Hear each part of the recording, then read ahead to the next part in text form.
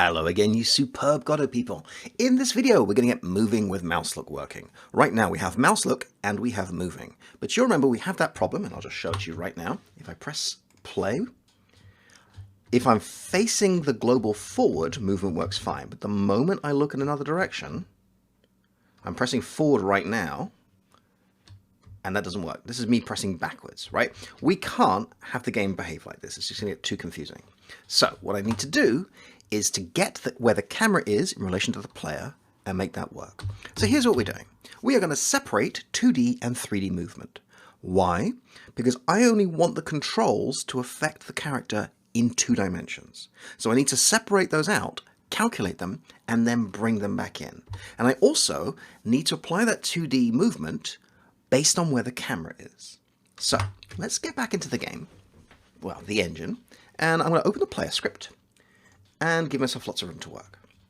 First thing I'm going to do, move right here is going to be separated out. I'm going to get the 2D movement direction. So what I'm going to do is make a new variable called movement direction. Now, I can call this movement direction, I can call this 2D movement direction. Terrible name, don't call it that. But what I can't do is call it 2D movement direction. Why? There's this old piece of computer science, a bit of coding history. When they were putting together the first engines, the first compilers that were, what they call not at the metal. We're not talking machine code. When we start telling the computer, here's what I want you to do, please figure it out. One of the problems we've got is how does the compiler know the difference between a variable or a function or a value? And one of the rules they came up with is that variables and functions cannot start with a number. So this is fine. Get movement direction. Movement direction is going to be equal to a new function I'll make. It's going to be called get 2D movement direction.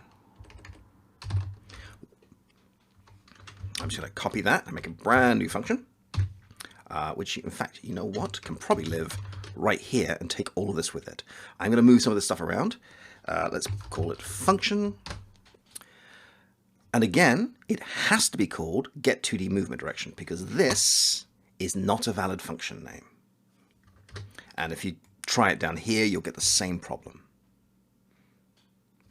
Expected identifier after function, etc., etc.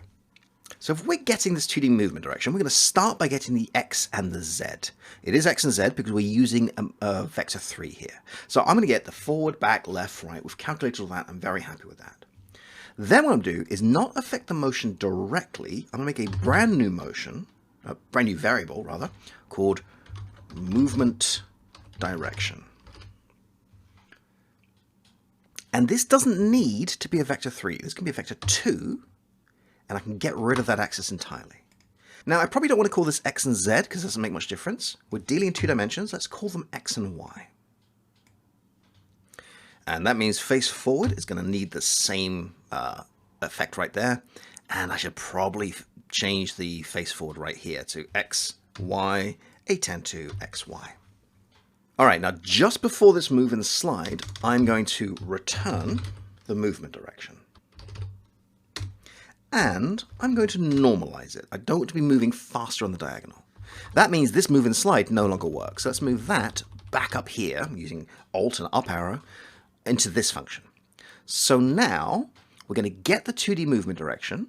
It's going to set this as a vector 2. It's going to calculate what that is based on our inputs and bring it back.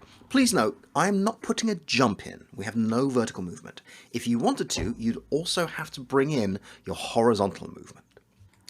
Okay, let's make move work. I need a couple more things. I need to know the direction to the camera. I'm going to call this direction to cam, and that is a vector 3. Now I want to make sure every frame that we're recalculated from scratch. So I am going to do a vector 3, 0, 0, 0. I've also discovered a really neat thing that I should have known about a year ago. I only found this out recently. Thank you, Bastian, for teaching it to me. If I look at vector 3, we have constants. I could have just done those. So instead, I'm going to do vector 3 dot 0. And I'm going to do the same thing down here on the motion. Vector 3 dot 0. Okay, now let's get where the camera is. I'm going to make a new variable, and I need the camera's transform, its positional information. That's going to be called camera. I'm going to call it xform because it's slightly faster than writing transform. And all I'm going to do is I'm going to get the camera dot global transform.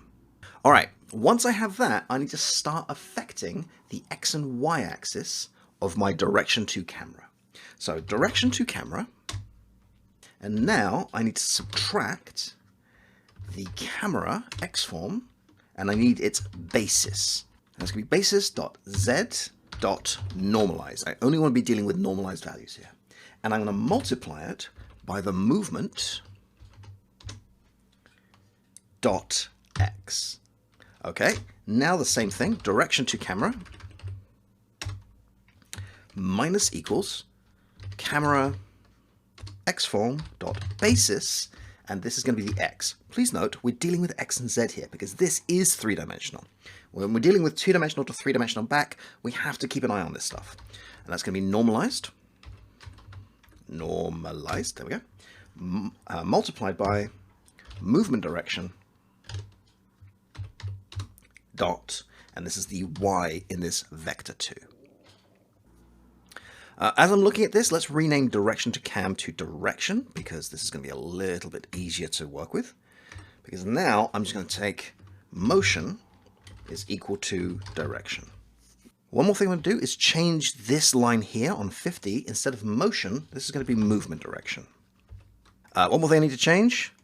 Movement direction is a vector 2. It can never be a vector 3, so let's just change that to vector 2.0. All right, let's press play.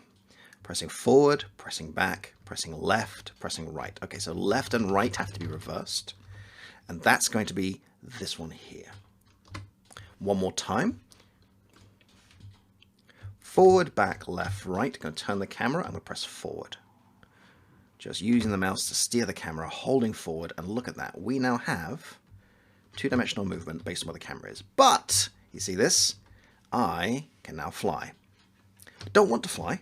One more thing I need to do. So all I need to do is take this direction and change the y. This is a vector 3, so y is up, and set that to 0. So one more time with feeling.